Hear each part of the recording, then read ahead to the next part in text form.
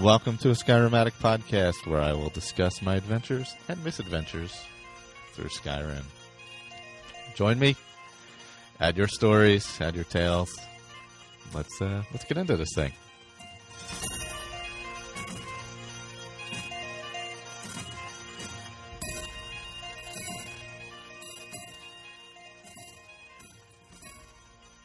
All right, and welcome to Skyrim Addict podcast, episode possibly 92, if I remember correctly. So I'm here this week, Michael. I'm joined by Steve from Skyrim Book Club. Thank you very much, Michael. It's nice to be here and chat with you today. Really appreciate it. Now, which I stumbled upon because I searched Skyrim in podcasts. So I stumbled upon it. And I was like, this is an awesome idea. Because I mean, we all know all the books, and we have our favorites, Lusty Argonian Maid, things like that. But, I mean, that was just a cool idea. I'm glad somebody finally did it. And, but do you record them all yourself, or?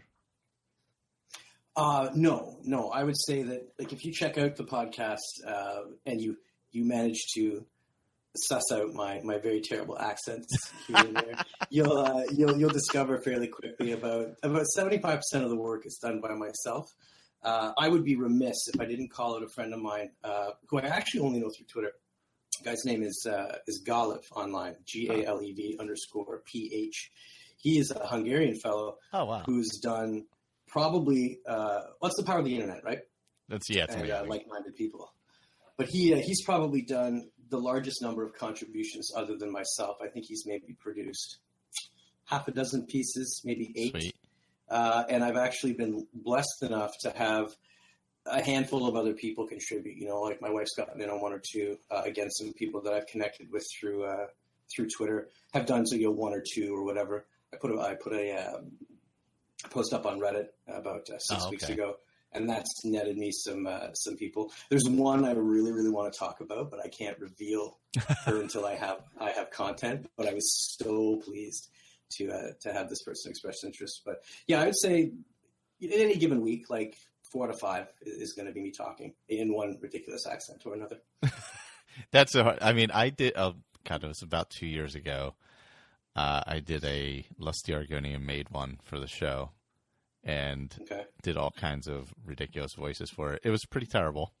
But I was like, man, that would be a good idea if somebody did that. And then I just kind of forgot about it. And then I'm searching, and I'm like, oh, my God, somebody did it. Yes, somebody did the Skyrim Book Club. I'm like...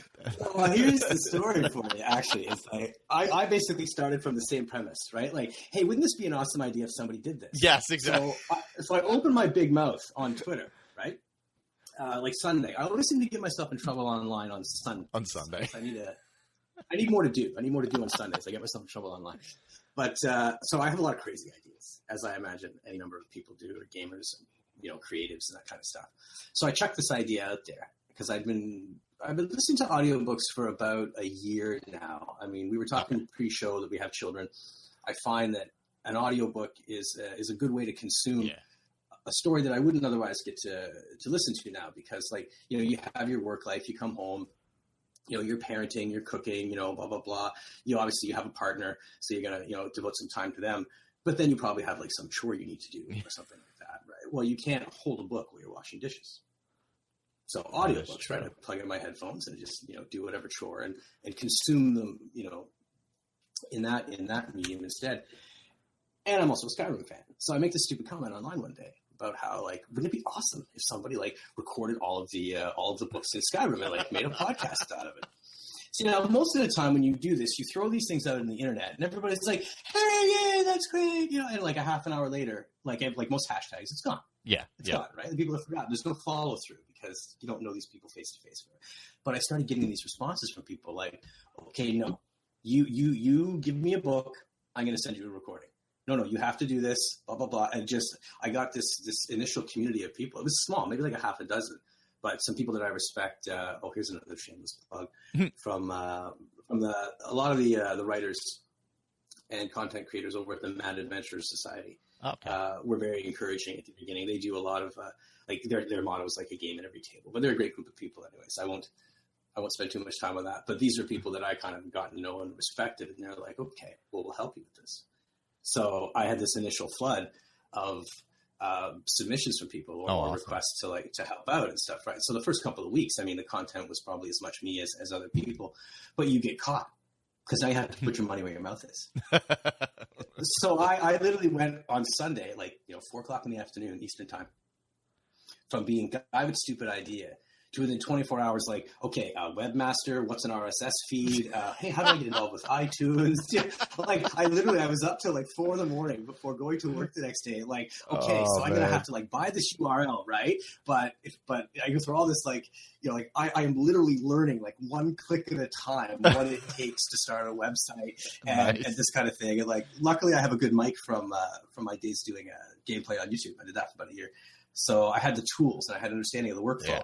But there's the very long version of, it's mostly me. But so there you go. It's amazing how those ideas kind of just pop and go, though. That's how things start, Just it's like a little, somebody should do that. Maybe I'll just do it. Yeah, all right, I'm going to do it. And then it just happens. It's kind of, it's just organic the way it flows. No, and I love that. And it was really nice to be surrounded by, I think initially, people that were creative, that were willing to help, and that sort of pushed me off the dock, or pushed me into the pool, so to speak. And then you get in there, and initially you feel this okay, well, I've said I'm going to do this, and there's these other people that I sort of like and respect that are willing to help. Now I have to actually do it, and that is what gets the ball rolling. And then you just develop momentum. Yeah, and it becomes pleasurable for its own sake and all that kind of stuff. That's it. It's just the chore itself becomes the thing that's enjoyable.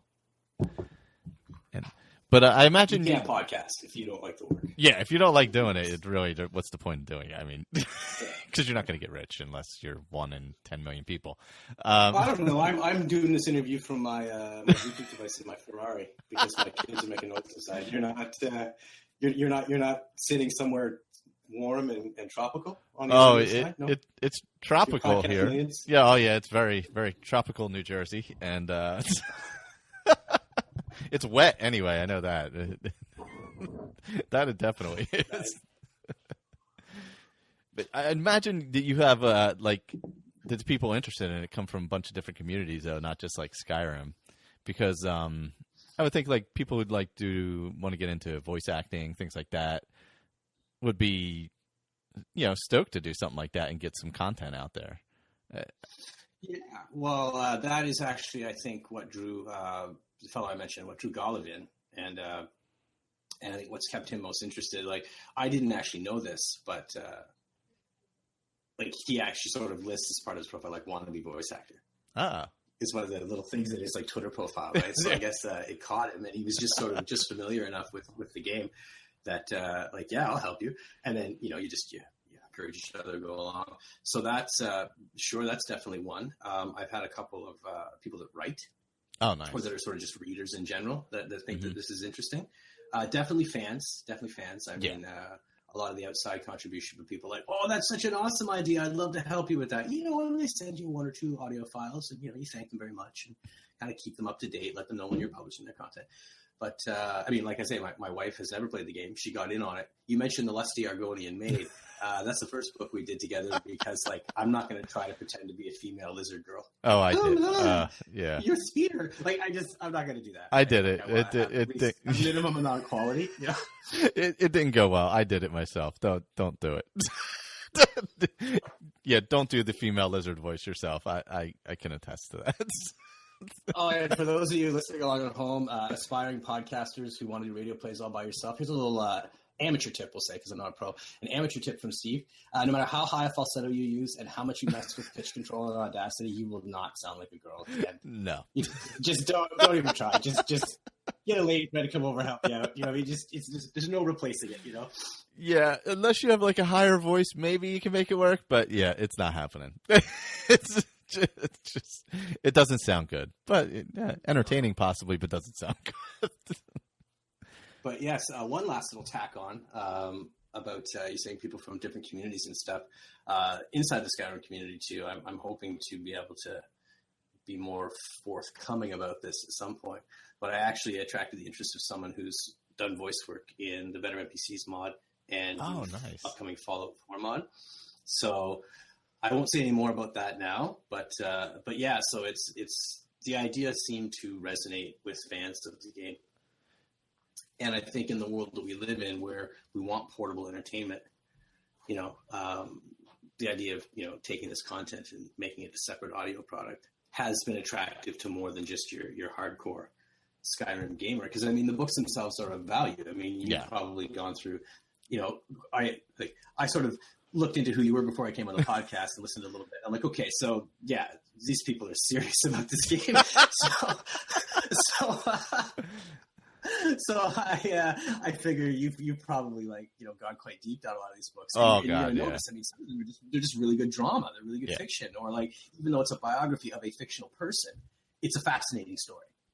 So I think that just whether or not you're a Skyrim fan, there's something at Skyrim Book Club for you. It's a cheap plug, but it's they can be enjoyed for their own sake. Is what I'm trying to say. Yeah, definitely. They're definitely they're more the lore. It's like enjoying the backstory of Tolkien or something like that, as opposed to just being a fan of because the game itself. You don't have to play the game to enjoy the lore of it, I don't think, because it's I think it just resonates nicely, in for people who are into fantasy and things like that, and just the lore of the games, even if you never played them, it's so deep, it's unreal. From God, what is there? I don't know, 15, 20 years of lore, whatever it is now. I don't, well, Oblivion's 10 years, so it's got to be close to 20 years of lore. I'm just doing Skyrim. There's already 800 books. Yeah, no.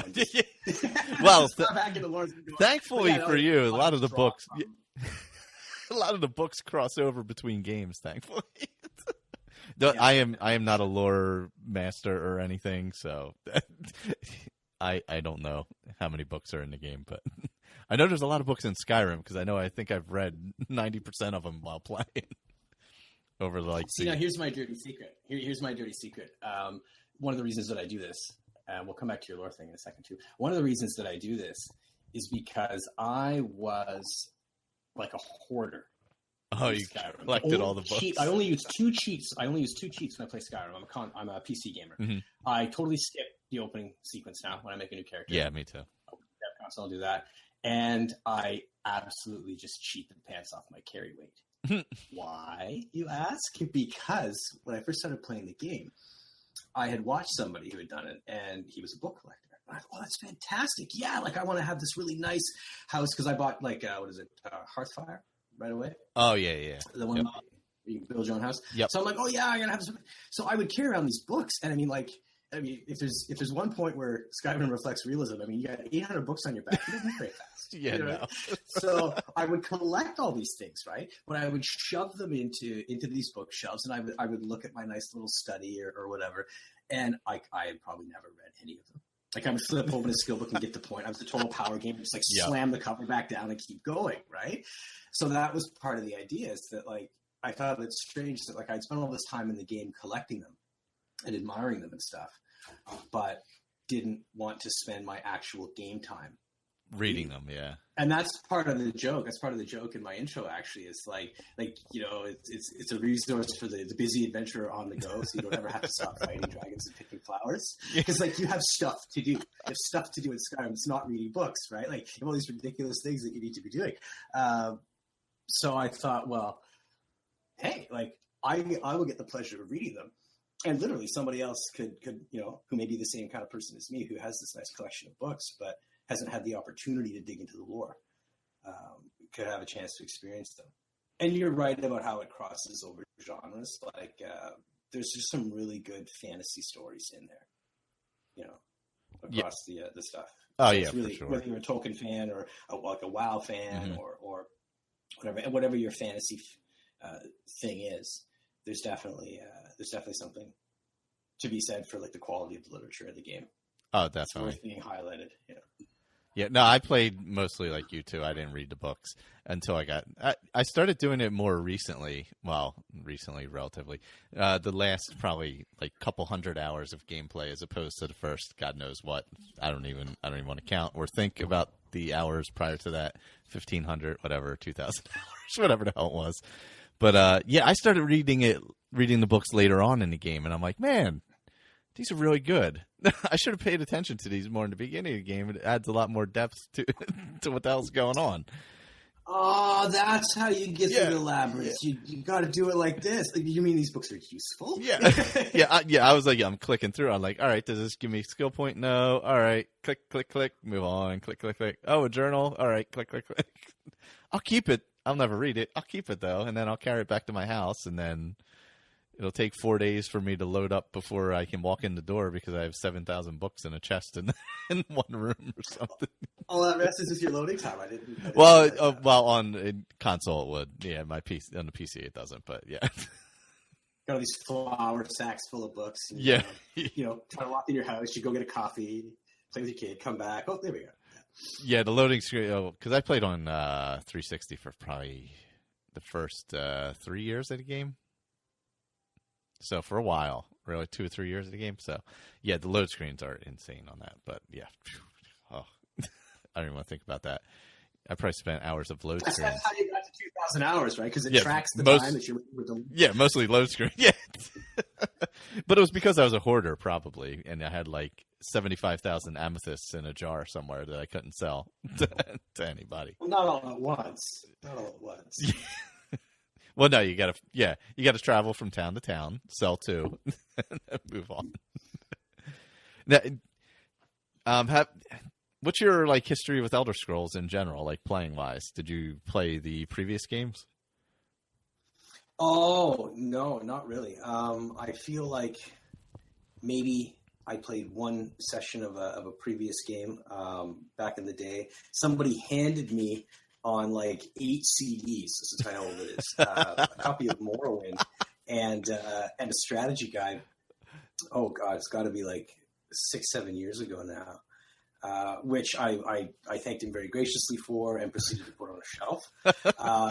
Your fans are actually going to sort of like almost maybe like call me out for this, but like I think my game time in Skyrim is maybe a couple hundred hours. That's still a pretty good amount of time.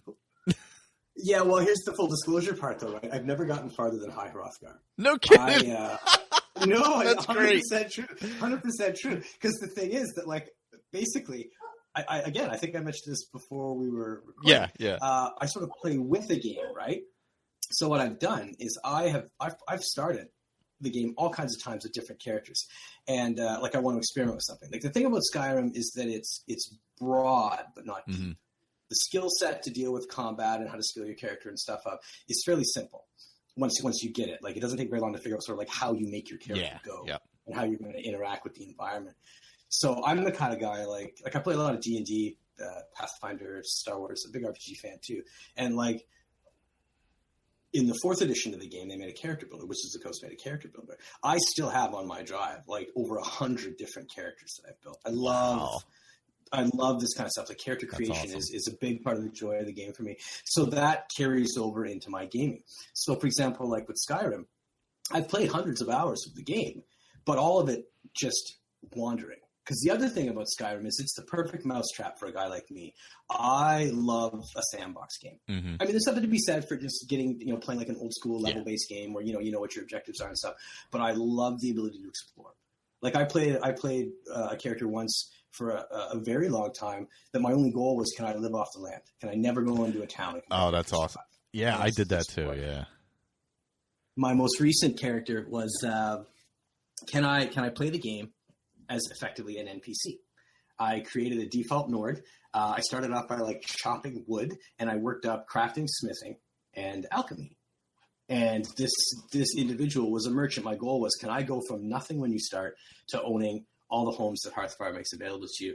And I did it. I mean, by about 75 or so in alchemy, because I mean, your speech goes up when you're trading and stuff too. But by the time I got about 2/3 of the way through the alchemy tree, like you're bankrupting the game. You break the economy. So anyways, I won't tell you like every one of my character stories, but this is how I play the game. Like my opener is I get a character, I run them as far as the first dragon so I can learn shouts, and then I just wander off and explore, and I just have a great time. And so over the course of the playthroughs, maybe like I've done certain quest lines or whatever. My current goal is to just start a character, get them up to, I think it's 11, so that I can play Dawnguard. My wife told me as a gift. I think Selena's a really wicked NPC. I want to see, like, can you romance her? Can you keep her permanently after Dawnguard? And I mean, I'm kind of a horror fan, so I like the idea. That's perfect. Vampires, yeah. So that's kind of the thing. It's like I've spent a lot of time in the game, but like, my God, past the first sort of 10% of the actual main storyline, I'm lost. I mean, I would still be a new player. That's awesome. That goes. That's amazing, though, how the game it allows you that freedom to be able to do it. How to just do that, just create and try different builds and do different things. I mean, I've probably played it. I don't even know how many different ways. Even when I was playing on console, I played I did, like you said, I did a character that never went into any of the cities. And I did a vegan character, which is not easy in Skyrim. I don't know. There's lots of cheese. You can steal onions from everywhere. Well, no, because he was cheese. Vegan would be no cheese. Yeah. The vegan character was not easy because I had to only wear robes because everything else has leather in it, and I just made the assumption that the robes didn't have leather. So it was. I ran with that, and that was on console because that was before I was playing on PC, so I didn't really have any mods or anything. So I just kind of came up with things to do different on my own. But with PC, you can just pretty much torture yourself with all kinds of needs, mods, and everything else. So I think there's a certain level of that I'm interested in. Like, I do like sort of survival style games. I mean, there's a mod that I played with for a while that like basically affected cold damage. Character. Yep. I mean, like one of the first mods I loaded was a camping kit. Oh yeah. For example, I think it was it's non-existent anymore. I've got an updated version of it, but I think it was like, the campsite of the Northern Ranger or something was what it was called. So, but yeah, the modding community is fantastic in Skyrim. And I think, like, ironically enough, like I would probably start trying to experience the game modded before I would try to finish the main storyline. Yeah, no, I can see that. Yeah. It's interesting. It's just, I don't know. I get in there and it's like, wow, look at how big this map is. You can go in here, you can do anything. How does it work? Yeah. That's amazing how it appeals to people in so many different ways. Like Victor, who's on the show, is kind of like that, but with mods, where he'll like start a character, load a ton of mods in it until it blows up, and run it to like level 20 or something, and then start over again. And it's pretty crazy. And then we did some. Andrew did these things called Roundtable, where it's like everybody does a certain set quests with different builds and see how it goes, and just forcing people to experience the game in different ways. We basically. I thought that was really interesting content. Like, I listened to a couple of roundtables, and it was really, really neat to see like how you have to deal with it as a rogue type. How do you deal with it as an H? How are you going to go through as a sword? That was just kudos to you. Like that was really interesting content. And given the way that I am, that really sucked me in. That's very good stuff. I'd love to keep hearing those. Yeah, that's all Andrew, thankfully, because he's way more organized than me. He's doing it for Fallout right now, but I think the Skyrim one's going to come back. We were talking about it actually, because it's just fun. Because you end up with a character that you would have never considered playing before, or a style you never would have considered playing before, and kind of forces you. Because sometimes you can fall into a trap. Like for me, I tend to fall into a trap of like sneaking and stuff like that. But if I'm like forced to be, I think I was forced to be a necromancer in the last one, the necromancer roundtable, and I'm still playing that character because I loved it so much. And the Mage is a totally different approach to anything. Oh, it's crazy. It's a single player game. It's so different. Yeah, I have like an army of real quick. Like you got to give Lydia some kind of fire resistance right away. It's your first NPC because she is just like, God love her. She is just so stupid, right? I mean, like just her particular programming and just not durable at all. She's like, you give her a bow and one arrow and just rob her of the rest of her gear and hope she stands back out of the way. But she's just Oh my goodness, just helpless. I've killed her more than once because like she took damage after taking damage, or she got caught in an area. Oh God, yeah. Oh yeah. I don't know how many times she's been blown up in my games. I'm like, now I have her loaded up with gear, and I'm like, don't die. I don't want to lose all that stuff. Just don't die. Right? Yeah. Oh, you got good stuff. Can you not loot them when they're dead? Well, you can, but usually what happens is I'm usually carrying too much stuff anyway. So I'm already at like the limit. Yeah. So she's, and I can have her in like heavy armor. So if she dies, I'm not getting it back anywhere. Either that or I'm walking really slow getting it back somewhere. No, you have to get a portable merchant. I'm sorry. I'm a cheaty McCheater face. You got to get yourself a pocket merchant in this game if you're going to do that. Like I can't help it. I cannot help. I need to pick up every useless piece of gear or whatever in this game. I'm compelled to do it. Yep. Like it's, like kill everybody, loot everything, right? Is the rogue approach to things. It gets ridiculous. You know what I mean? You get 900 items in your inventory to achieve your carry rate, or you get 60 feet into the dungeon. You're like, oh, I can't move now. I absolutely get a pocket merchant. Get a summonable merchant. Do it 100%. I would never point fingers at someone who did that. Yeah. They're definitely worth it. Just sell the junk as you go. You know what I mean? That's it. It's definitely worth it though, because then you can at least. Because I'm picking up all these jewels now because I have this Crown of Baron Zaya where you get all these extra jewels, and I'm like, what am I going to do with them? Nobody can buy them. So now I'm just collecting jewels. What am I going to do with these jewels? Nothing. But I'll keep collecting them. And thankfully, they don't weigh a lot. That's the question I have for you, actually. We're wandering pretty far from, I guess, the original topic, but money. Yeah. When it really boils down to it, I feel like there's this initial curve where you need it and don't have it. Oh, yeah. And then, what are you doing with money late game? Nothing. Because it becomes useless at, I feel like once you get, if you have a house, once you get to, 10,000 gold, you are the richest man in Skyrim because you never need money again. Once you get to that point, it seems like. Yeah, the break-even point, it's weird. It goes from I can't afford to buy a potion to I can't sell everything I have. I have so much stuff. It's such a quick change. It's actually, in a weird way, it's like when you play a mage. The power of the mage, you're low-powered, you're getting your ass kicked all over the place, and then all of a sudden you are killing everybody easily. Because you were a super powerful mage. It's like this. It's not an easy transition. It's just all of a sudden, boom. You're either rich or poor. Snipers in most games are like that too. They're like a carry. The rest of the party carries them, and then suddenly one day you're carrying the party. Yeah. That's kind of how money goes too. It's weird. Yeah, you go from none to you never have to use it again. All of a sudden. Because I don't know. I imagine crafting chews up a lot of that though. Depending on how you do it. Enchanting must be quite expensive to work down. Yeah. If you're going to, if you're buying soul gems, definitely that adds up. They're pretty expensive, especially if you want grand souls and stuff like that. But they certainly add up quickly. But yeah, that's certainly a way you could spend your money, and that's what I tend to do. Is I tend to use my money to help build my character by buying stuff instead of going to find it. And that's where it becomes somewhat useful. But yeah, I would like to see the economy a little more balanced, but you can't have everything. It can't be perfect. So. Oh no. For what they've given you, okay, your problem is you end up with too much gold. Yeah. Of all the things, I'm like, take that, Bethesda. Yeah. I think they've done pretty good. If the problem is you end up being rich, and I'm sure there's a mod to fix it, where it would balance the economy out somewhere. Actually, I think Victor was talking. There's a mod where you can play as a merchant, basically, where the economy is the main part of the whole mod. I can see that being interesting. I can see that some people are gravitating to that, depending on what their gaming background is. Anybody who was a big fan of like business sim type games, like Railroad Tycoon back in the day, or even just even SimCity and stuff like that.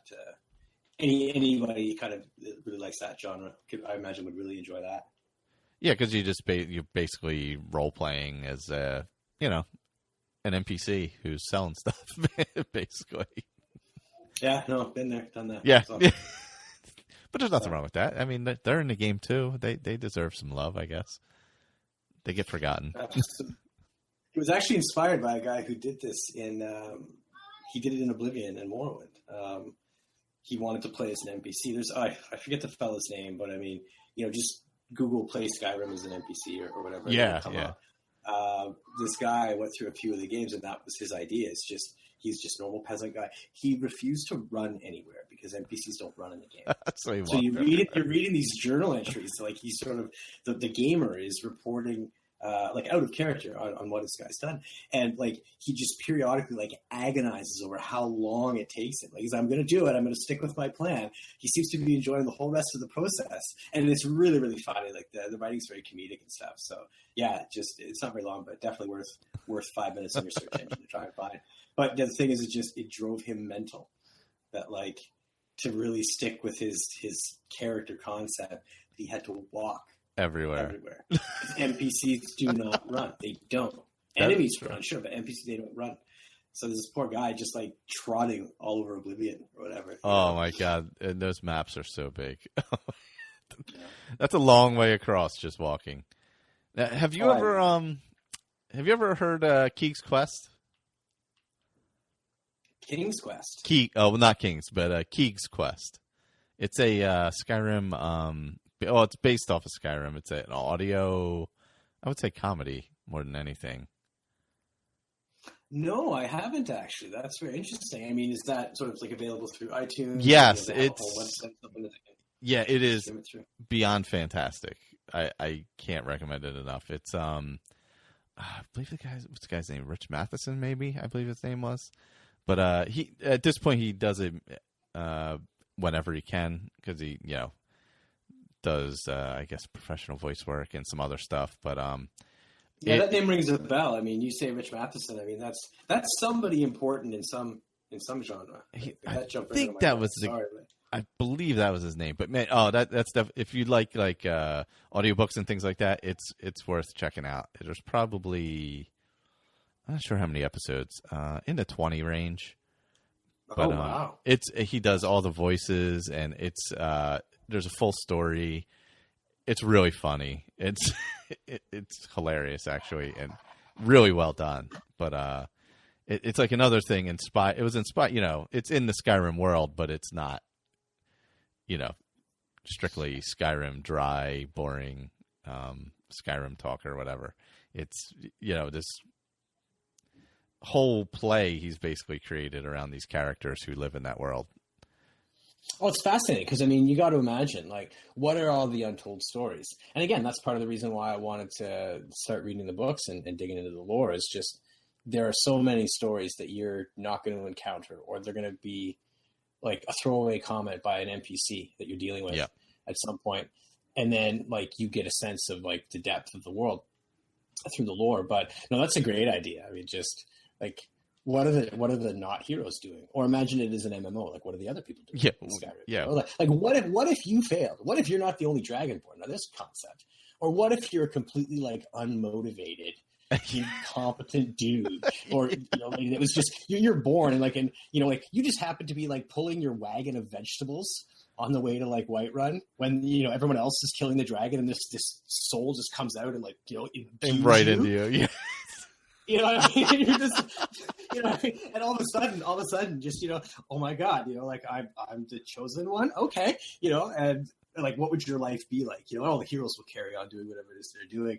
But, I think the potential for sort of parallel stories has got to be great. So yeah, that's a good tip. I'm going to have to check that out. Yeah. Especially if it's got a bit of a comedic spin to it. It's hilarious. Yeah. No, it definitely has a comedic spin to it. It's really well done. It's one of the best Skyrim things best fantasy based audio. I don't know. It's not really a drama, so just for that sake, audio drama that I've heard. It's really well done. But the characters are funny. The voices, it does great voices, so it's really really cool. I'm slowly working on that. I actually, initially, I just sort of would make up whatever sounded good. Yeah. Now I've actually spent time, like I'll go to YouTube and I'll try to get like all the response samples from people. Like I just did a Dunmer one that'll be released next week sometime. Well, I don't know when this will air, but whatever. Like I have one coming up in my own time that'll come up soon. So you're trying to like actually learn. You have to like learn the accents and stuff, right? Or because I mean, just all your Nords can't be Scottish forever. Yeah. You know what I mean? Although it's weird, there's like this vaguely like Russian undercurrent to how they talk or whatever. It's a little different. Yeah. It's actually quite tricky to master, but yeah, like I've enjoyed that. That's been something that's been fun, is to try and push like sort of voice work a little bit. Although I refuse to use anything but like a really bad South Boston accent or anything involving thievery or crime. That's my thing. Like, hey, look, this is Gallus. That's the Denny's. You want to be a good thief, you got to listen to me, okay, Bubble?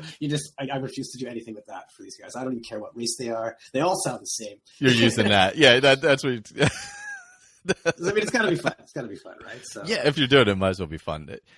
How long did it take you to get comfortable, like wanting to do different styles of voice or different accents and stuff? Some of them come a lot easier than others. I have it in my brain that like, well, how long did it take me to get comfortable? Not terribly long is the answer. Yep. I won't. I'll start with the actual answer for you. Not terribly long. I mean, that comes from just being a gamer. Yeah. Like, I'm not the guy at your RPG table that has a voice for everyone. I'm certainly not the guy at your RPG table that has good voices for everyone.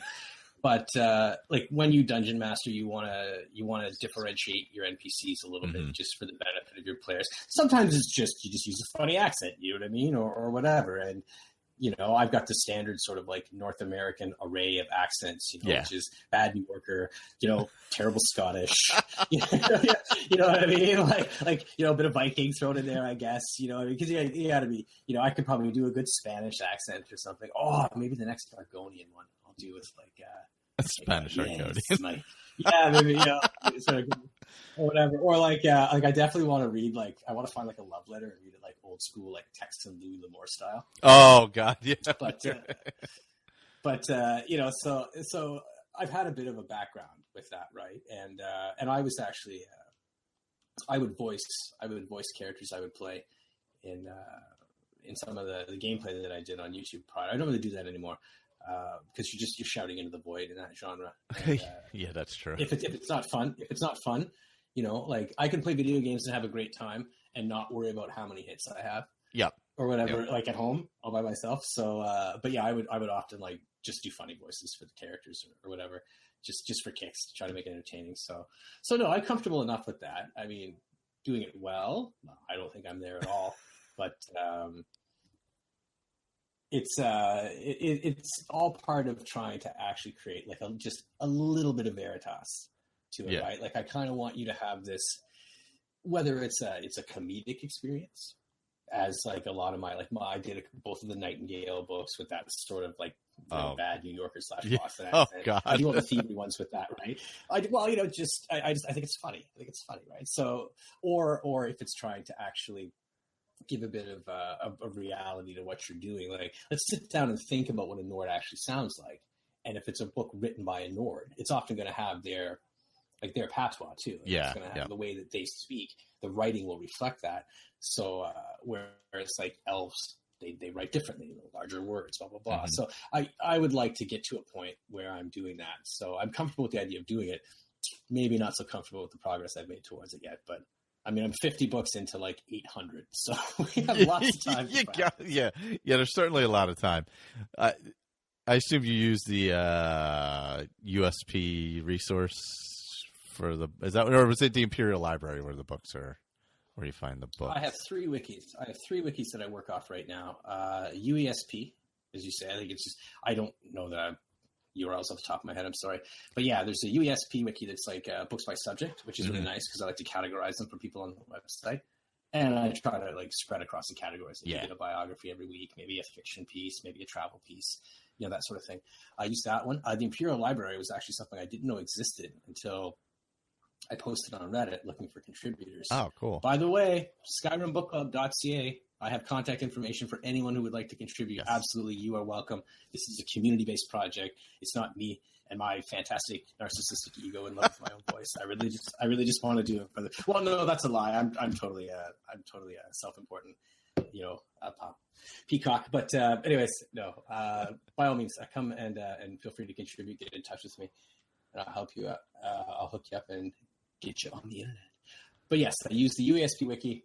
I use the Imperial Library, which was I was pointed to by someone else. Oh, okay. And I guess elderscrolls.wiki. Oh, yeah, that's the other one. I would say that they are for what I do on I guess what we'll call the administrative end, where you've done the recording and editing and all that, and you're just kind of making a blog post for your website. I find them to be probably the best resource of where you can find things in the game. Okay.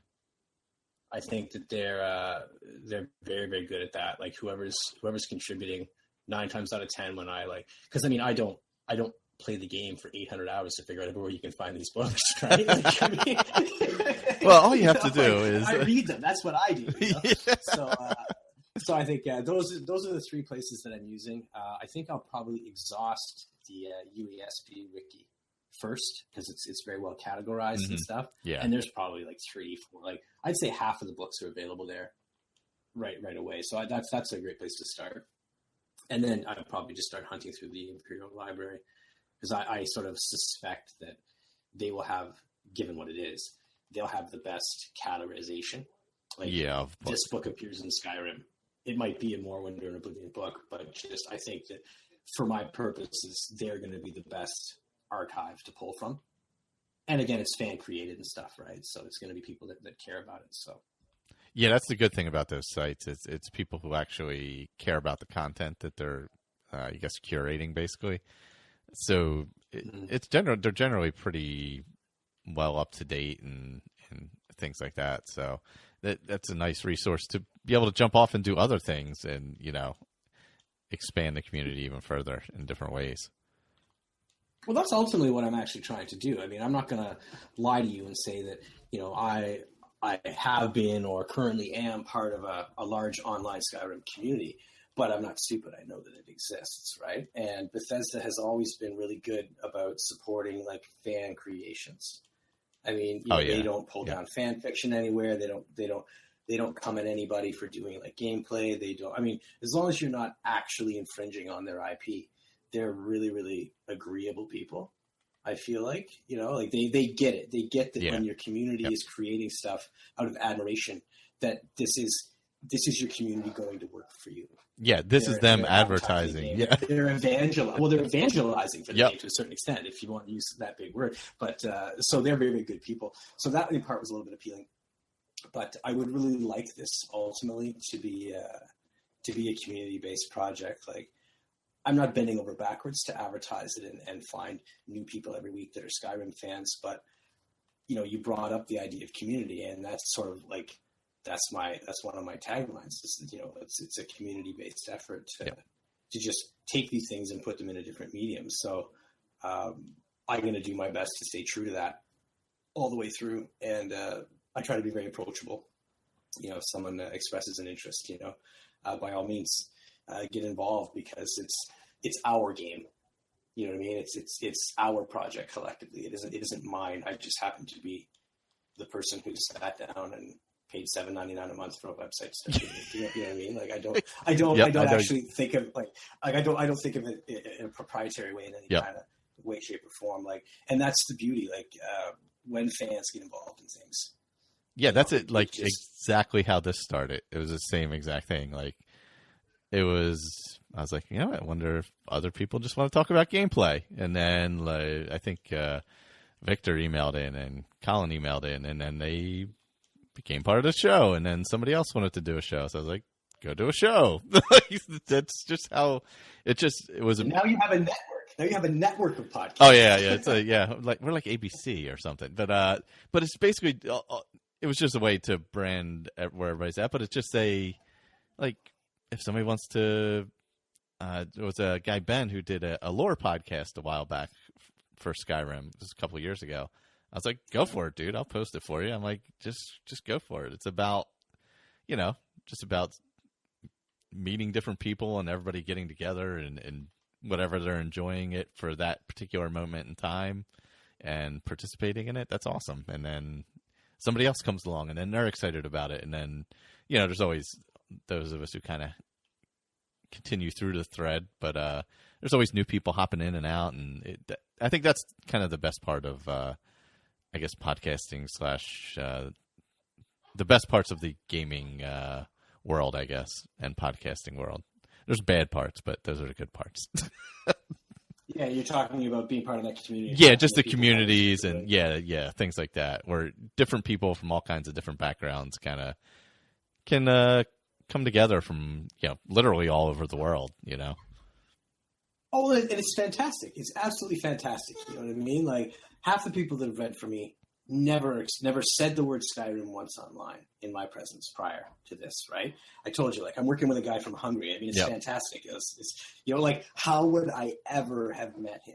Yeah, exactly. He and I followed each other on Twitter, never really interacted very much. And now, I mean, like, he's my friend in the internet sense. Yep. I mean, I don't know what his favorite color is or what he eats for dinner, but like, we've actually like, we have worked a project together. We're pushing it off, at the beginning, and we're sharing some of the pleasure of simple success. It's like, oh my goodness, 60 people came to the website today because we posted somewhere else. What's that, right? I mean, for most people, but just you get to have these experiences, right?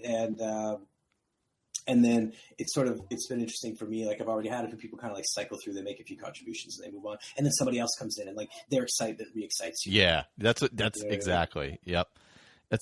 There's always somebody discovering it or discovering the game or discovering, it's like what you're doing, who wants to, maybe I want to do some voice work or something. Where can I go? And they find this and they're a fantasy fan and they get excited about it. That's just the great part of doing anything creative like that, where other people get to be involved and it just grows on its own and keeps going on its own. That's kind of the best part of it.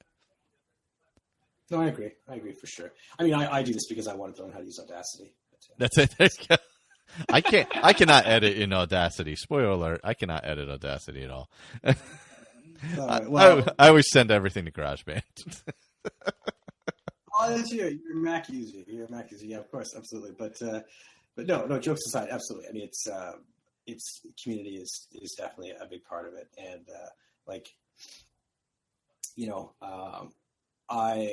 I take pleasure in the idea. I mean, I shouldn't maybe that's the wrong word, but like I take pleasure in the idea that because of the nature of our technology now, like, this will sort of, outlive me, if you will. Oh, yeah. This idea that when that new person comes to Skyrim, someone that snags it on a Steam sale for $7.99 because the game's 10 years old. Yeah. Or something, right? You know what I mean? They're like into this, and what's this all about? And blah, blah, blah. Like somewhere out there, Google will have these episodes of the things that you and I it'll be floating around. And everybody else, is long after, maybe you do or you don't carry on this inevitably, but like, people will still be able to access this as a resource, right? And the idea that you're helping people backwards in time, that like they're just encountering things that you have an episode that they've discussed, where you've discussed, solutions to this problem or whatever. Or like you mentioned, dealing with different mods or different quests. This like it's an enduring thing to help other people that you may never meet, or entertain other people that you may never meet. And I think for me, I don't know about you, but for me, that's one of the pleasures of doing it. I mean, it's also because I just wanted to learn how to use Audacity, and now I'm stuck in an 800-book project. But what are you going to do? What are you going to do, right? That's it. Well, you start the ball rolling, and you hope it doesn't run you over, and and you learn as you go, and that's the way it goes. Right. Yeah, editing's fun. I mean, it's about 3 years. It's about 3 years to get it done. Is that what you're figuring, about 3 years? The Elder Scrolls Wiki says there are slightly over 800 item codes that correspond to books in the game. Now, not all of them are going to be actual literature. Yeah. So I ballpark in 800. I put out 5 a week, 52 weeks a year, yada yada. You're looking at 3 years. We're at about 60 now, 55 to 60. So. Oh, nice. But it goes faster than you think. But so it's a little hobby. It'll be about 3 years, and then it'll just live there. So. Yeah, that's cool though, because I have friends who've done shows about they started a podcast about Buffy the Vampire Slayer and Angel and stuff. But it went on for it's still going on actually, over 5 years because they were watching an episode a week, and there's a lot of damn episodes of that show. So after a while, they realized they're like, wow, we're going to be doing this for a really long time. Well, what's fantastic is at that point, they're probably one episode away from lasting longer than the show that they that's it. You know what I mean? That's literally, it will take them longer to break down all these episodes than the show survived.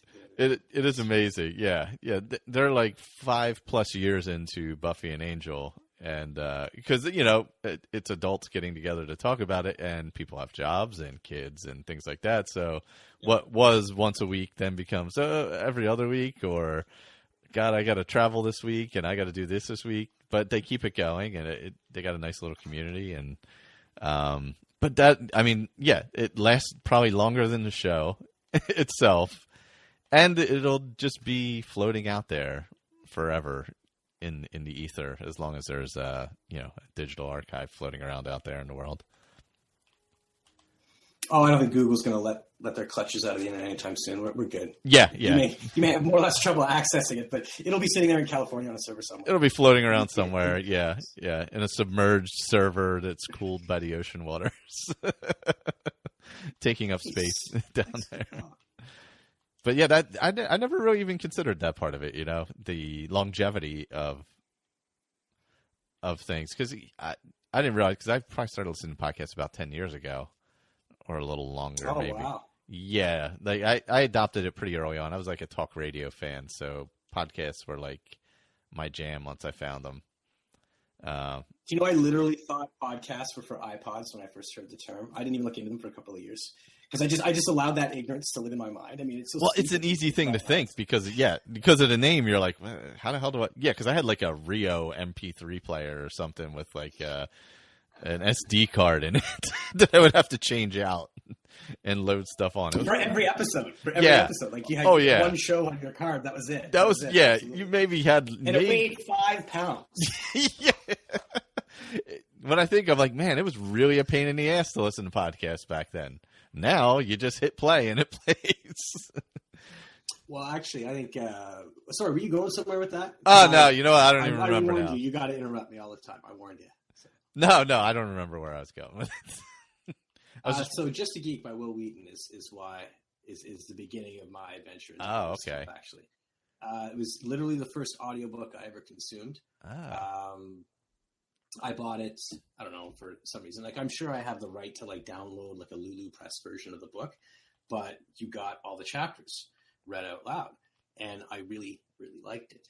I really, really enjoyed the experience, and it was nice to sort of also just hear someone that to you was just a famous person, sort of being genuine and telling you about their lives and stuff. So I think that was part of it. But I really, really, really enjoyed that, and that kind of got me thinking, about the medium a little bit more and more. And I mean, I realized that one of the reasons that I found it compelling was that my father read to me every night before bed until I was probably oh my God, like 10 or 11 or something like that, to the point where I'm hiding a flashlight in my own book under the pillow or under the covers or whatever. That's why he realized I was reading to myself, so he stopped doing it. But there was initially this nostalgic experience, vividly so, of being read to, because I would often plug in my headphones at the end of the day, and that's when I would listen to it when I was unwinding or going off to sleep or whatever. And then that initial experience got me sort of interested in the medium and looking for more content like that. I was mostly an audiobook fan for a long time. Okay. I think, which is probably why I've kind of come into podcasting in the same sort of environment. Through that end of it. Feels familiar to me. Yeah. It feels like something that, because I've listened to enough of it, I know what I like and what I don't like, and I have a sense of what a minimum standard for quality should be and that kind of thing. But then, of course, being a gamer, you pick up a few gaming podcasts here and there and experience the medium in different ways. Or, I know Kevin Smith is quite popular with his sort of more talk show style one, or something like what you're doing here yourself, So it just, no matter how you get into it, it becomes this really broad world, which is really interesting, Yeah, I mean, there's something for everybody out there now. Like where you came from with the audiobook thing, or for me, it was like the old school talk radio back in the 80s, which was it's not like it is now. Thank God. But, where it was more people, I would have like a radio under my pillow late at night listening to some dude just talk about his son or whatever. And the callers would be all the wacky people who were still up at midnight. And I probably should have been in bed or something, but I was listening to a radio. And that's where I came from. Do you remember an old TV show called Midnight Caller? Yes. The guy was a late. Yes, right? The guy was a late. Okay, yeah. So for everyone who isn't old and not into obscure TV, old TV series, like in kind of like the Knight Rider type era of TV quality. Yep, around that end. This guy was a late night talk show radio host, and people would sort of call in, and they would have these various problems that they would discuss and whatnot, and he would kind of like go off and like be a solver of their problems, like a detective or whatever, like he would go out there and like help someone prevent themselves from committing suicide, or he would like run down like a vigilante, some person that had committed a crime against one of his callers and stuff. And it was so interesting, but it was always on at this terrible hour. By the way. So, it was sort of like that crossover, like sort of 70s into 80s, so it still kind of had that old school TV look. It was straight old. Yeah, it was straight 80s TV. It was. I remember there was like one episode where somebody held him hostage at gunpoint in the studio or something, and yes! That was like a crazy fan, right? Yeah, that one sticks out in my mind. Misery. Yeah, that sticks out vividly in my mind. I'm kind of going through like a 80s TV rehash right now. I'm watching a lot of Murder, She Wrote, so I know that vibe, that 80s TV vibe for sure. Have you ever been held hostage on your own podcast? Has that ever happened to you? Thank God. Fan comes on the show and just. Not yet, thank God. I'm hoping that doesn't happen because I'm usually in my basement. That means somebody's going to break into the house, and it's all very Call of Cthulhu. And although if that was recorded for posterity's sake, that would be quite an interesting show, I'm sure.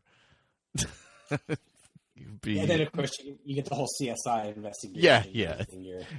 Using your damaged but somehow retrievable through the power of montage final recording. The computer is smashed and boiled in oil, and they still pulled it off the hard drive somehow. Absolutely. And recovered it. But, through the power of procedural storytelling. Yeah, exactly. Yeah, exactly. That's all you really need it's just a few minutes and somebody will figure it out. That's right. But I have to cut it short here because I have a bedtime. I'm an old man, so I get up at early hours, unfortunately. But so you have to. Sleep and hydration are the keys. Yeah, this is my advice to people out there. Get 8 hours of sleep and stay hydrated. The world will be your oyster if you do these things. You think it's going to be good forever, and then you get old. Well, the cycle is fantastic, right? It's like you have a bedtime, you have a bedtime, you have a bedtime. I hate bedtime. You don't have a bedtime for about 15 years, and then you're like, oh, God, I need a bedtime. Yeah, exactly. Yeah. I need a bedtime. My dad knew what he was talking about. My mom had the straight goods. You know what I mean? Yeah. Oh, God, yeah. In your 20s, you're like, I'll just stay up all night. Forget it. Whatever. Like, I don't need to sleep. What is this about? What is this sleep about? And then you start having to realize, wait, I have to get up for work in the morning. This sucks. I feel like I've spent my 30s paying off all the sleep that I built up in my 20s. Yeah. Yeah, that's where I'm at. That's what I'm feeling. But so like if people want to contribute, be part of it, you want to let them know how, like give them full info. Okay, so here's the info dump for all potential or current fans. We have a website where I post everything daily. It's skyrimbookclub.ca. You can obviously subscribe to us through iTunes. Again, just sort of search for Skyrim Book Club. In terms of contacting us, at said website, there is one of the only two sort of permanent pages is Contributors Welcome, and it'll give you an email address, which is skyrimbookclub@gmail.com. See, it's that branding across multiple platforms. So Synergy. Skyrimbookclub@gmail.com. You can absolutely email me. Just, say, hi, Steve. I heard about your show. I'm interested in contributing. From there, like, I'll sort of connect you with sort of the resources that I use to maintain and manage the community contributions. We also have a Twitter account at Skyrim Book Club. But if you want to get in touch with me, I am at the Dice Nerd on Twitter. That is really like my primary account. I'm slowly trying to put more time into the actual show's account. But if you want to like get my attention straight away, probably just look for Steve, the Dice Nerd. Easier, Twitter. Yeah. And that'll be the faster way to get in touch with me. But equally, as you well know, Michael, I answer all the messages and tweets and stuff that come through Skyrim Book Club. So yeah, really, so at this point, I haven't figured out. If you just put Skyrim Book Club into your search engine, it'll pop up somewhere. Something's gonna. I hope. Well, I don't have any SEO skills, but something's gonna pop up. But yes, so there you go. Website, Gmail, Twitter, all kind of under that brand name. And I think through any one of those mediums, if you wanted to get involved, absolutely, I would love to have your help. Again, I'd love to have people with different accents, different nationalities, different backgrounds. I think Skyrim is this really rich and diverse world, and a lot of the literature is written by different cultures and stuff. So I would really love to have that reflected in the lore.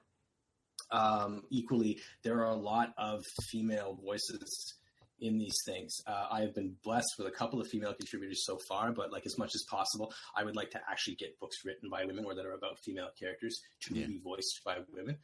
So, and literally I have no skill at this. I started out with a microphone that I spent $75 for at Future Shop, and I got a free recording program and clicked it. If I can do it, you can do it. And if you want to do it, talk to me, and we'll absolutely have some fun together. And you want to do one, that's great. You want to stick around for dozens of books, that's great. The frequency is up to the contributor. Nobody's making money at this. It's just supposed to be fun. So as little or as much as you like, whoever you are, wherever you come from, if you're a fan of the game, or you just want to get a little practice doing voice work and look back on from your multimedia empire to the teeny tiny little show you started on one day before, I'd be happy to help anybody do that too. Just get some time in front of a mic, get something up on the internet to use as a portfolio for future work. I'm open to all that. Anybody, come and play. Let's have fun. That is awesome. I'm actually going to recommend it to my co-host on another show I do. She's looking at that voice acting and stuff, so I'm going to... And she's Canadian. She has a Canadian accent. Vancouver accent, I guess. We don't have an accent. Well, she's from Vancouver. Oh, nice. My mother was or Richmond, I should say Richmond, right outside of Vancouver, but yeah. See, I know the difference. I know the difference there. That's fantastic. Yeah. Well, that's good. No, absolutely. Put us in touch. As I said, absolutely. If she's interested, that would be 100%. That'd be really good. I'll enjoy that. I'll be speaking to her. It's about community, right? It's about community. That's it. Yeah. Yeah, she's another fellow podcaster. I'll have to see. I know she was looking at doing voice work, so I'll recommend that to her as well. Well, good luck getting everything together. You're free to hop on anytime you like and randomly talk about anything. That's how this works. Well, thank you, Michael. That's really, really nice. I really appreciate it. It was very nice to meet you. Go ahead. Sorry. No, I was going to say, or if you you need to put a call out anytime for contributors or anything, definitely hit me up and I'll get it out there too. Oh, well, that'd be fantastic. I was very pleased that the person who runs the first thing that shows up when you search for Skyrim in iTunes wanted to have a bit of a chit chat. So, I really appreciate the time to sit down and just talk about the game, about the project. And it was very, very kind and very gracious of you to sort of put me in front of some other people and have a chat about it. And yeah, absolutely. If there's anything I can do in return or whatever, just let me know. No, the book club is the best thing. I love it. I when I'm at work, I got it on. I have my roll of podcasts I go through, and that's always on there because I'm like, all right, I just need a little fix. Need a little fix of the game. just a 5 minute, just a quick 5 minute. Just in between the 8th Game of Thrones podcast, I need to get a little fix of Skyrim in there. In between beheadings, I'm happy to keep the shakes down for you. Yeah, exactly. Exactly. But no, thanks for hopping on, and yeah, definitely. Anytime you want to pull a call out or anything else, this show is always rolling on. It seems somehow. Well, it's been my pleasure to be here. Like I say, thank you very much again for having me, and yeah, I'm sure we'll talk in the future. Good luck in everything you do until then. All right, so that is the end of this episode. Stay tuned for some stories from the journals of McBeta. I recorded those earlier, so I'll be tacking those on here from Dave while he's off in the wilds of Scotland, enjoying some time off. So stay tuned for McBeta, and later, everybody. Back to Riverwood, an extract from the journals of McBeta Blackstone. The Jarl stepped down from his throne and walked towards the area where the court wizard Farengar usually worked. He beckoned me to come with him whilst his advisors discussed the dragon situation loudly between themselves. Farengar, I think I may have found a solution to your problem with the Dragonstone. I think this young Dunmer adventurer and his colleague are just the ones to do the necessary. The Jarl called out to the wizard. It turned out that he wanted me to go to an old Nordic tomb called Bleak Falls Barrow and retrieve something called a Dragonstone. Never heard of that before. Akachi never mentioned anything like that, nor did grandfather's tales of my sister, the Dragonborn. Then again, maybe my memories were not complete. Who knows? Where is this barrow? Is it far? No, not far. It's near a miserable little village called Riverwood, Farengar replied. I thought I have friends there, and they remembered me, you arrogant bastard.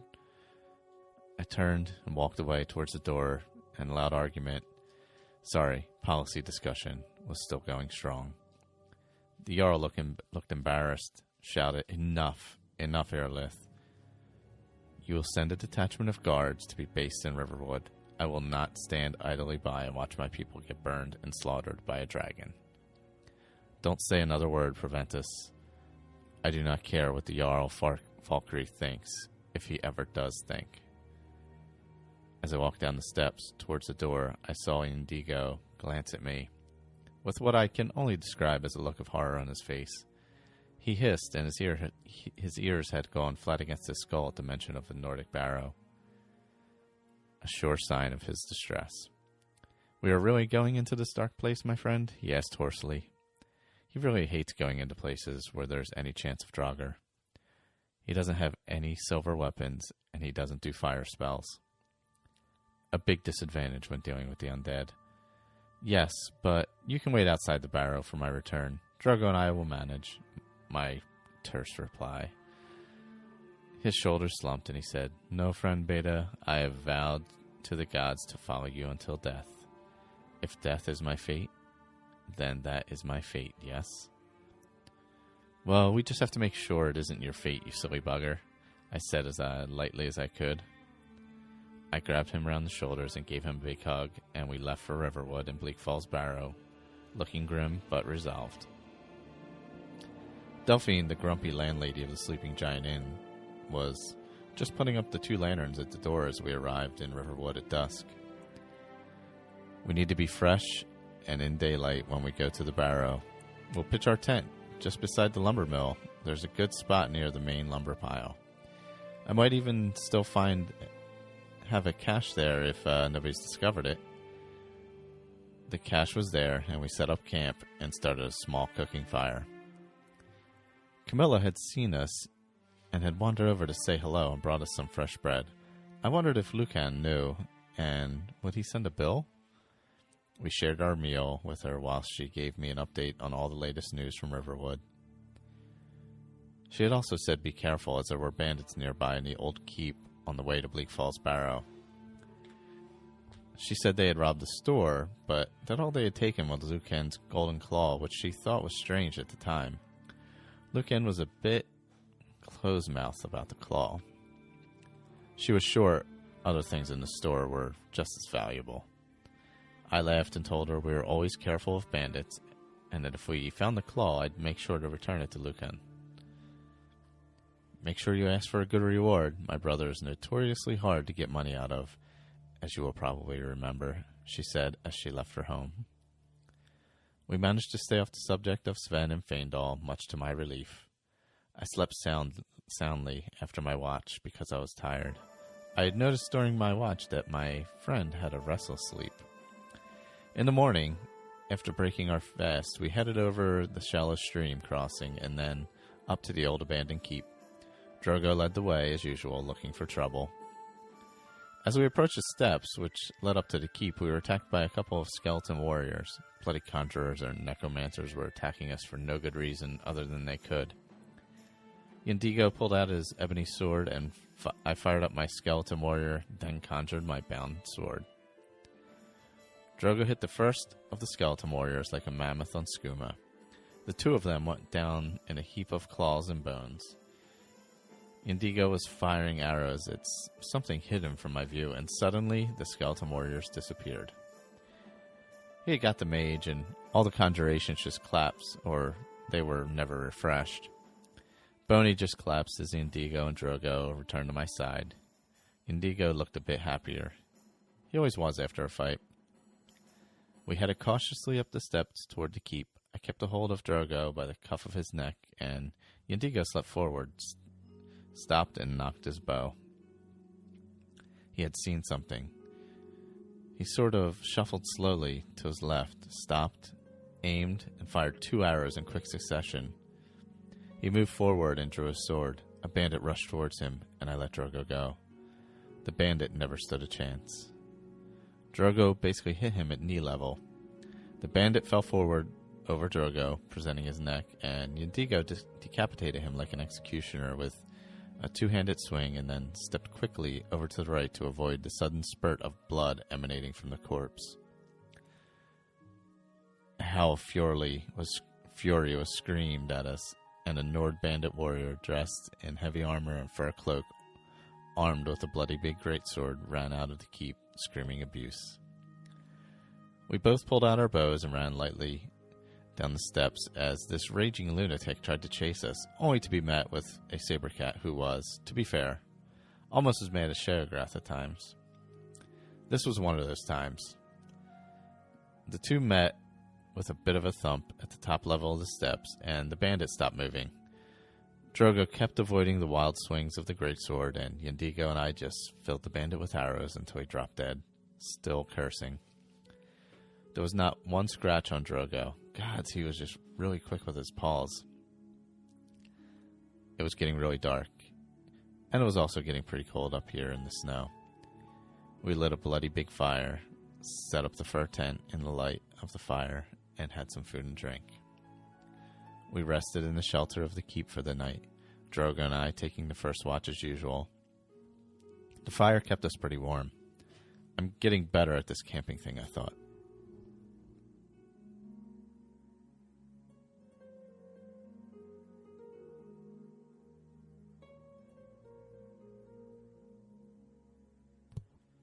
The Entrance to Bleak Falls Barrow, an excerpt from the Journals of McBade Blackstone. We packed up our camp at the keep, grateful for the residual warmth of our fire as we ate our breakfast. We scrambled up through the snowy path and then on round a bend towards Bleak Falls Barrow.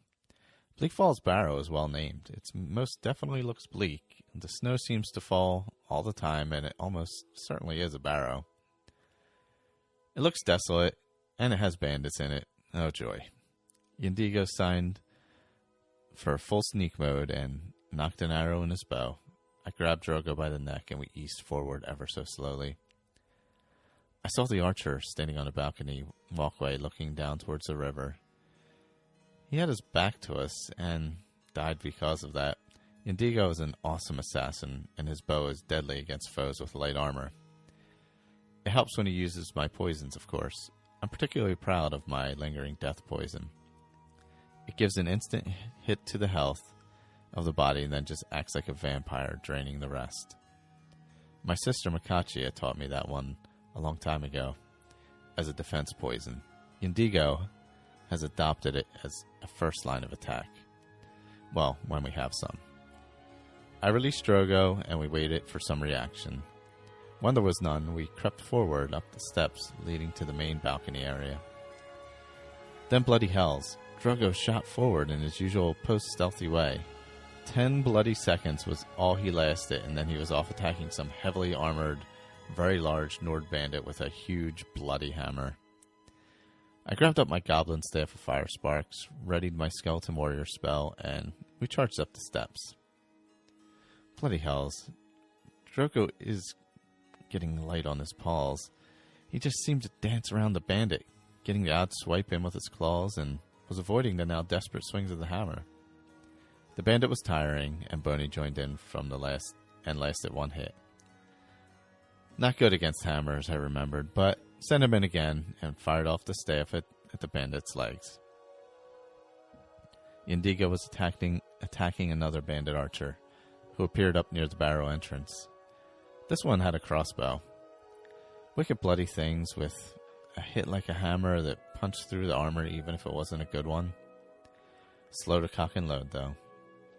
Way too slow against my Khajiit friend, who dodged behind pillars and fired 3 or 4 arrows very accurately to the one bolt used by usually poorly aimed bolt. My flames, together with Drogo and Boney, finally got the bandit down on his knees. I submit, he cried. I'm not leaving a live bandit at my back, and I just finished him off with the flames. Indigo took his lead from me and finished the archer. God, it was cold up here. I thought as we sneaked through the entrance into the barrow proper, we could hear raised voices arguing about some bandit called Arvo who had taken the golden claw and raced ahead, so we had a chance of getting the golden claw for Lucan. Some other bandit had gone after him, and the two were arguing about whether he could be trusted to stop Arvo. That was a Dunmer name, I thought. Could be a mage type, so may want to watch ourselves. Indigo's ears were flat against his head, and he was breathing funnily. He was not a happy cat person. I pulled out my bow and a couple of poisoned arrows and crept forward. My first arrow struck true. As I knocked my second, Drogo took off. Bloody cat is going to get us killed. Nobody had seen us until then. This was a serious ice mage bandit, and Drogo just collapsed as he was hit with an ice spell. I fired off my second arrow, but it missed as the mage moved smartly behind a pillar. She then reappeared with an arrow in her eye. Stressed or not, Indigo still delivered.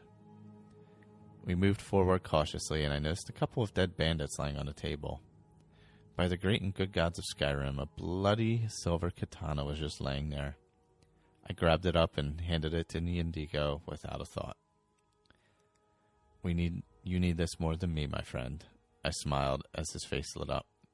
He caressed the blade gently, like a lover, his fingers gently rubbing softly along the gleaming blade. A big grin split his face. Macbeta, my friend, this is truly a magnificent weapon you give me. Draugr and other undead will fear the wrath of Indigo the Brave. I will write of this gift in my journal, and you will have a special chapter in my book, he said as he hugged me. Gods, the change was astonishing. Thank you, Nocturnal. Only she could have gifted this sword at this time in this place. For some reason, I now felt inspired to go into this barrow. There's a hell of a lot of dead skeevers in here, I thought, suddenly looking around.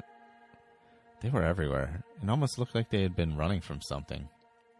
I shrugged at myself mentally, and we sat down and ate an early midday meal, and readied ourselves to go into the barrow proper, surrounded by bodies.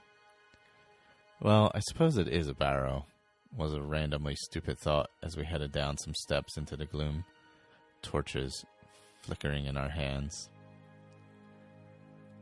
We moved down the steps into the barrow proper. Indigo had a positive look about him and was chattering on more than is usual for him.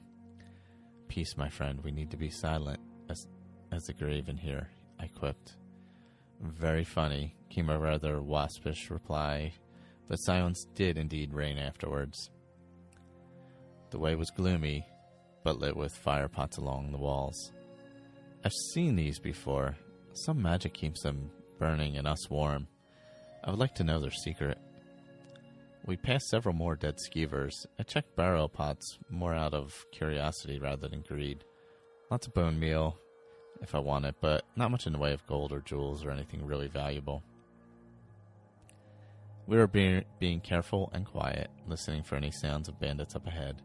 We turned a corner, and at the top of more steps, I spotted a bandit in the chamber, just beyond its entrance.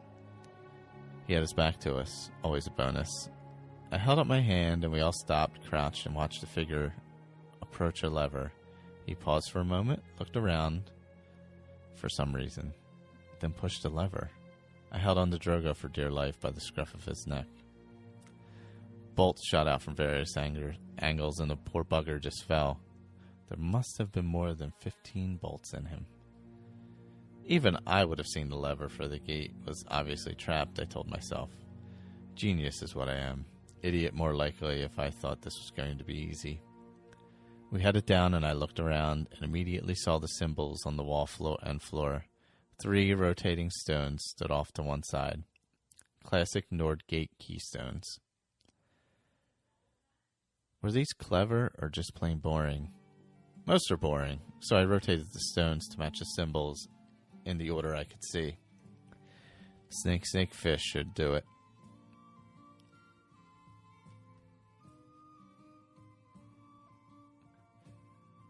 I said to my companions and swallowed a resist poison potion before pulling the lever from behind it instead of pushing from the front.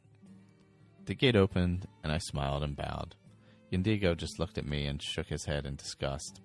I was feeling exhilarated for some obscure reason. Not my usual self. A table with a book on thievery, a burial pot with more bone meal, and a soul gem. That was not a very generous haul. Now we had a circular stair to go down. These can be tricky because you can't really see what's below you very much. Anyway, we reached the bottom without mishap and crept into a long, wide corridor leading further down. We reached a stone table with a scroll of Firestorm and a potion of poison lying there when a voice echoed, "Is that you? Sven? Sven, is that you?" A plaintive cry echoed through the corridors. I know I shouldn't have run ahead, but the voice faded into the background as lots of legs running got louder and louder. Oh, gods, bloody spiders.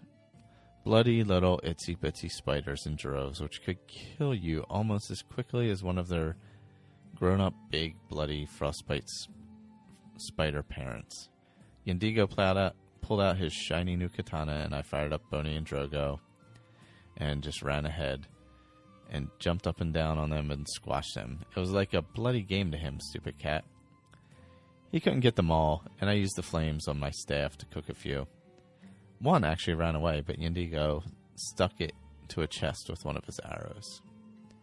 A skeleton gave up some gold, and the chest with the now dribbling spider yielded some gold and an ancient Nordic sword, as well as a silver garnet ring. "Don't leave me for Arcay's sake," came the plaintive, weeding cry from someone in the chamber beyond. The way was barred by a huge spider web. Only really big spider would have made a web this size. I could hardly see through it. My fire spark spell removed it, and I crept forward very slowly. Yendigo was holding Drogo back by the scruff of the neck. I looked in, but I couldn't see anything threatening. A vague outline of a figure in the dense spider webs at the other end of the chamber was just visible. Whoever it was, he was whining constantly. Suddenly, a shadow appeared, and a bloody huge frostbite spider just dropped down and stopped about 3 paces from the floor. I fired off an arrow, jumped back into the chamber, and I fired off an arrow and jumped back into the chamber I had just left as a goblet of poison from the bloody thing hit the wall beside me, spattering me with droplets. A rattle of many claws across the floor, and it was up beside me. I ducked back behind the wall and watched the poison splash against the wall of the corridor. In went Boney, post-haste, and he was swinging his sword and distracting the spider. Yendigo fired his bow at breakneck speed. I used my goblin staff of fire sparks until suddenly it stopped. No power, damn it, and I don't know how to recharge the bloody thing. A refreshed Boney continued the attack, and I fired up my bound sword and joined in. Indigo ran the beast with his ebony sword, and between us we got it stopped dead in the middle of the chamber. I paused to catch my breath, and this whining voice started up again. "Don't leave me for Arcae's sake," he cried. I told him to stop whining and give me the golden claw. The claw, yes, the claw. You'll never believe the power these ancient Nords have left in here, he cried. Just give me the claw. I can't bloody move. You have to cut me down first. Okay, he had a point. So I cut into the web, and he fell clear. Then the cheeky bastard turned and ran, shouting, "Why should I share the treasure with anyone?" And he disappeared like a skeever down the sewer. I wasn't going to waste breath chasing him because I had been sprayed with a splash of poison and I was feeling a bit wobbly on my feet. I just sat down on the ground, drank a potion of resist poison and some water, and waited. We heard the crashing sound from up ahead, a scream of agony which seemed to be cut short after another crash, then silence. I just sat there getting my breath back and waited for this poison's effect to be gone. Bloody spiders.